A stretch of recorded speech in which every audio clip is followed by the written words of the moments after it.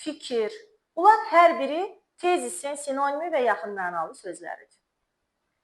Tezislər var, əsaslandırılmışdır. Tezis var, əsaslandırılmamışdır. Yəni altı boşdur. Əsaslandırılmış, sübuta yetirilmiş tezis əsaslı tezisdir və tutarlıdır, düzgündür. Yox, əsaslandırılmamış tezis artıq faktı, sübutu olmayan tezisdir ki, bu fikir də tamamən səhv fikir kimi götürülür. Deməli, gəlin baxaq, müdafiə edilməli, sübut edilməli müddəa nə adlanır? Tezis adlanır. Yəni, fikirdir. Müdafiə olunmalıdır, sübut olunmalıdır. Bizim o tezisimiz ki, fikrimiz düz çıxsın. Hər hansı bir məruzənin, əsasən elmi məqalənin, ümumiyyətcə, əsasən elmi məqalələrə tezislər verilir. Amma bu o demək deyil ki, görürsünüz, əsasən yazmışam. Bu o demək deyil ki, əsasən o demək ki, yəni çox vaxtı biz elmi məqalələrdə tezisi görürük. Amma əlbəttə, buraxılış mətnlərində bizim işlədiklərimiz publisistik mətnlərdir və bədii mətnlərdir. Bizdə oradan tələb olunan tezislərdə məhz publisistik və bədii mətnlərdən tələb olunur. Deməli, tezislər bədii mətnlərdən də çıxarılır, publisistik mətnlərdən də çıxarılır, amma daha çox elmi mətnlərə aid tezislərimiz daha çoxdur. Deməli, fikirlərin müddəaları qısa yığcam şəkildə əks etdirən yazılı xülasədir. Əsas xüsusiyyətləri qısa məzmunudur, dəqiq fikirdir, bir də sübut edici yanaşması olmalıdır. Yəni, mütləq sübuta yetirilməlidir. Yəni, fakt verməliyik verdiyimiz fikirlə bağlı. Biz bir fikir deyirik, nəsə bir fikir irəli sürürük və o fikri düz olması üçün biz onu faktla sübut etməliyik. Məsələn, deyirəm ki, sifətin dərəcə çaları var. Sifət dərəcələnir. Bu mənim fikrimdir, tezisimdir. İndi bu tezisimin düz olması üçün mən fakt deməliyəm ki, o tezisimi sübut edim. Adi dərəcə, azaltma dərəcəsi, çoxaltma dərəcəsi. Azaltmaya deyirəm açıq sarı, adi dərəcəyə deyirəm sarı, çoxaltma dərəcəsində deyirəm tünd sarı. Dərəcələndirdim. Yəni, sübut etdim. Həmin o dediyim, öncə başda dediyim fikri sübut elədim. Tezisim nə oldu? Əsaslandırılmış tezis oldu. Yəni, fikrim. Tezis faktlarla sübut edilməlidir. Bayaqdan dediyim şey. Yəni, mütləq ki, faktı olmalıdır ki, mənim o fikrim, iddiam, müddəam düz olsun. Məqalə, bədii və elmi mətnlərlə bağlı, baxın, bir neçə, görürsünüz, bunu qaralamışam, qarayla yazmışam, bir neçə tezis irəli sürülə bilər. İndi baxaq, məsələn, bizə mətn verilir, bir mətn işləyirik. Mətnlə bağlı bizdən tezis istəyir. Ümumi mətni oxuyuruq, bütöv mətndən bir dənə fikir irəli sürürük. Nə başa düşdük? O mətndən nə çıxdı, nə anladıq? O fikri yazırıq və o fikri faktı ilə sübut edirik. Bu oldu bir tezis. Amma, yəni, əgər neçəsi tələb olunursa, o qədər tezis çıxartmalıyıq. Əlbəttə, o boyda mətndən bir tezis çıxa bilməz. Bitkin hissələr var orada. Bitkin hissələr deyəndə nə nəzərdə tutulur? Abzaslar nəzərdə tutulur. Mətnindəki ən azı, düzdür, bir abzasdan ibarət mətnlərimiz var. 2, 3, 5, 10 abzasdan ibarət mətnlərimiz var. Hər abzasa da tezis çıxara bilərik. Məsələn, tutalım ki, bir mətn verilir. Bir mətnin 5 dənə abzası var. 5 abzas, hər abzasda bir tezis çıxarıram. Yəni, bir fikir götürürəm. O abzası oxuyuram. O abzasdan mən nə başa düşdüm? Həmin abzas mənə nəyi ifadə elədi? Onunla bağlı bir tezis, bir fikir yazıram. Amma içərisində faktı olmamalıdır, dəqiq məlumatı olmamalıdır. Və o tezisimi həmin abzasdan bir dənə dəqiq məlumatla sübut edirəm. Növbəti abzasdan başqa bir tezis çıxarıram. Üçüncü abzasdan başqa bir fikir çıxarıram və o başqa həmin çıxardığım fikri də həmin abzasdan faktı ilə sübut edirəm. Bir abzasdan 2 dənə də tezis çıxara bilərik, 3 tezis də çıxara bilərik. O abzasın içərisindəki cümlələrin nə dərəcədə əhəmiyyətli olmasına bağlıdır. Yəni ona görə deyilir ki, mətnlərlə bağlı bir neçə tezis irəli sürülə bilər. Yəqin ki, aydındır. Daha sonra, yazılmış mətndən çıxarılan əsas fikirdir. Yəni, var olan mətndən, mətnin tam özündən də, mətnin tərkibindəki bitkin hissələrdən, abzaslardan da biz əsas fikri çıxarırıq və onu sübut edəcək başqa bir cümlə ilə, faktı ilə sübut edirik. Amma bir şey var ki, uşaqlar, tezis yazılmamış mətnə də hazırlıq mərhələsi kimi istifadə olunur. Məsələn, tezislə xülasənin başqa bir fərqi bundan ibarətdir ki, xülasə var olan mətndən yığcam şəkildə, qısa şəkildə komplektləşdirilir və deyilir, verilir. Yəni, var olmayan mətnə xülasə yaza bilmərik. Nəyi yığcamlaşdıracağıq? Tezisdə isə, fikirdir də tezis. Biz bir dənə fikir irəli sürərik. Məsələn, ətraf aləmin çirkləndirilməsi. Ətraf aləm günü-gündən çirklənir. Bu oldu mənim tezisim, fikirdir. Bu fikir ətrafında bir dənə mətn yazıram, məqalə yazıram. Aydındırmı? Yəni, tezis bizə verilən, var olan mətndən də əsasən çox vaxtı bizə verilən var olan mətndən çıxarılır əsas fikir. Amma fikri yazıb, onun ətrafında da məqalə, mətn yazmaq olur. Yazılmamış mətnə tezis hazırlıq mərhələsidir. Yəqin ki, aydındır. Bu oldu tezislə bağlı izah. Gəlirik xülasəyə, uşaqlar. Xülasə nədir? Xülasədə artıq bizə verilir əsər, mətn, nəsə, hekayə. Bunun xülasəsi istənilir. Xülasənin sayı var, limiti var. Ən azı 4 cümlədən ibarət olmalıdır. 4-5 cümlədən ibarət olmalıdır. Ən çoxu 10 cümlədən ibarət olmalıdır. 10 cümlədən artıq xülasə yaza bilmərik. 4 cümlədən, indi bəzi mənbələrdə, bəzi kitablarda 3-4 yazılıb, bir çoxlarında 4-5 yazılıb. 4 cümlədən az yazmamalıyıq, 10 cümlədən də çox yazmamalıyıq. Daha yaxşı olar ki, 4, 5, 6 bu limitdə, bu sayda olan cümlələrdən istifadə edək. Xülasə, məsələn, tutalım ki, 20 səhifəlik bir əsərdir. O 20 səhifəlik əsərin xülasəsini çıxarılmasını istənilir bizdən. Biz 10 cümləyə sığdırmalıyıq o xülasəni. Və seçdiyimiz cümlələr necə cümlələr olmalıdır? Açar sözlü cümlələr olmalıdır. Baxın, məqalənin adı və açar sözlər mütləq öz əksini tapmalıdır. Məqalənin adını, mətnin adını başda yazırıq və ya deyirik. Ardınca mətnimiz nə ilə bağlıdır? Tutalım, Oqtay Eloğlu əsərinin xülasəsi istənilir bizdən. Oqtay Eloğluda açar söz nə ola bilər?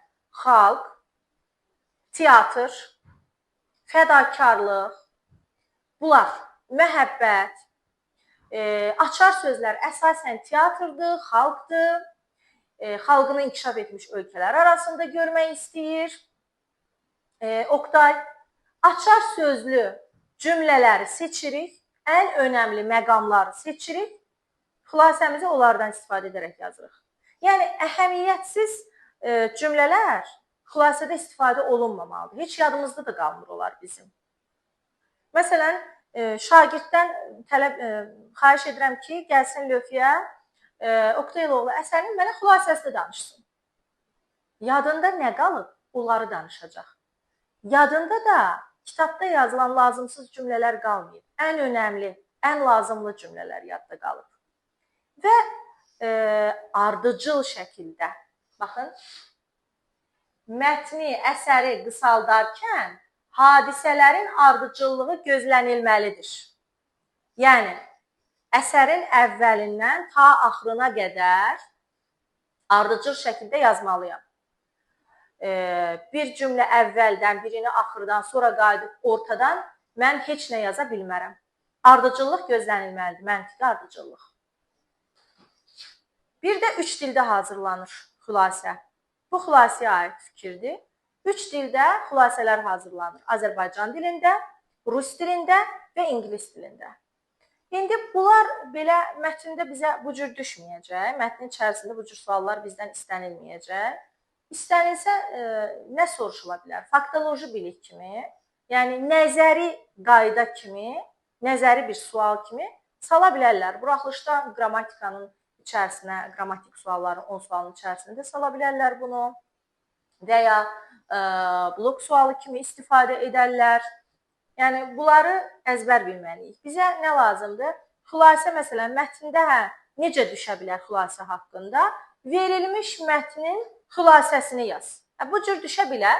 O zaman da biz ən azı 4-5 cümlə istifadə eləməliyik. Çox yaxşı olar ki, 4-5 cümlə ilə də bağlayın xülasənizi. Ondan artıq yazmayın. Belə, indi gəlirik uşaqlar. Bununla bağlı nümunələr yazmışam. Oxuyaq və tezisimizi də, xülasəmizi də çıxaraq. Deməli, bunu 11-ci sinif dərsindən, ədəbiyyat dərsliyindən götürmüşəm. Birinci mətnimizi oxumalıyıq, amma dəqiq şəkildə oxumalıyıq. Ki, daha sonra tezisimizi, faktımızı yaza bilək, xülasəmizi yaza bilək. Yəqin ki, aydın oldu da xülasə ilə tezisin nə demək olduğu, fərqləri. Gəlin bir sual cavab eləyim, görüm nə yadda qaldı. Deməli, 3 dildə yazılır. Hansı? Xülasə yoxsa tezis? Bəli, düz dediniz. Xülasədir. Hansı dillərdədir? Azərbaycan dilində, rus dilində, ingilis dilində. Daha sonra 4-5 cümlədən ən azı ibarət olmalıdır. Ən çoxu da 10 cümlədən ibarət olmalıdır. Hansına aiddir bu? Xülasəyə aiddir. Yaxşı. Verilmiş mətnə bir neçə fikir yazıla bilər. Bu hansına aiddir? Tezisə aiddir. Daha sonra sübuta yetirilməsi mütləqdir. Əsaslandırılmalıdır. Nə? Hansı? Tezis yoxsa xülasə? Tezis. Daha sonra faktlarla sübut edilməlidir. Hansına aiddir? Tezisə aiddir. Tezisin sinonimləri hansılardır? Sinonim və yaxın mənalı sözlər hansılardır? Müddəa, iddia, mülahizə, fikir. Nə deməkdir? Tezis deməkdir. Daha sonra açar sözlər, məqalənin adı verilməlidir. Bir də açar sözlərdən istifadə olunmalıdır. Hansında? Xülasədə. Məntiqi ardıcıllıq cümlələr arasında gözlənilməlidir. Hansında? Xülasədə. Yəqin ki, aydındır xülasə ilə tezis. İndi nümunə əsasında oxuyub işlədikdə daha yaxşı başa düşəcəksiniz. Deməli, oxuyuram, diqqətlə dinləyin. Səməd Vurğun Qazax mahalında tanınmış nəsildən olan ailədə dünyaya gəlmişdi. Atası Yusif ağa müflisləşmiş bəy olsa da sayılan adamlardan olmuşdu. Anasını 6 yaşında itirən Səmədin qayğısına nənəsi Ayşə xanım qalmışdı. Ana nəvazişindən məhrum olan, ailənin maddi sıxıntısını daim hiss edən həssas Səmədin qəlbində dərin kədər kök salmışdı. Birinci abzasımız bitdi. Keçirik ikinci abzasa. Doğulduğu Yuxarı Salahlı kəndindəki Rus-Tatar məktəbində oxuyan Səmədin uşaqlığı fərəhsiz keçsə də, o zəngin təxəyyüllü, xəyalpərvər bir gənc kimi yetişirdi.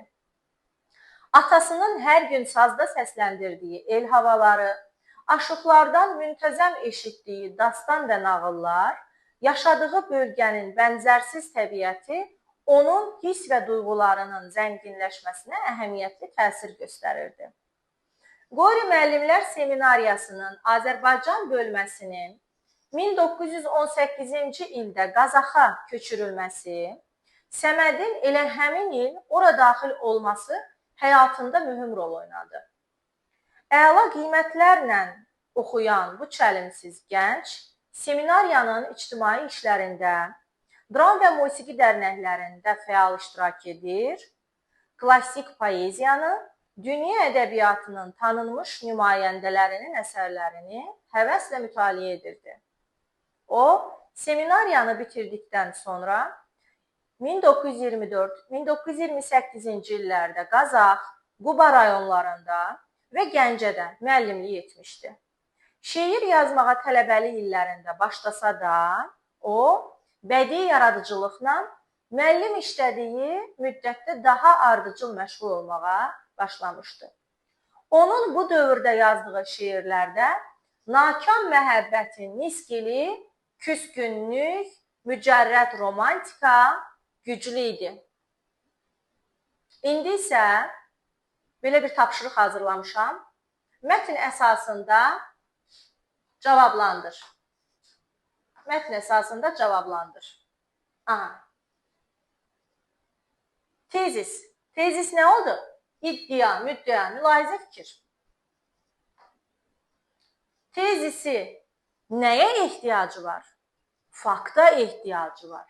Yəni, sübuta ehtiyacı var. Sübut. Mütləq sübut olunmalıdır tezis.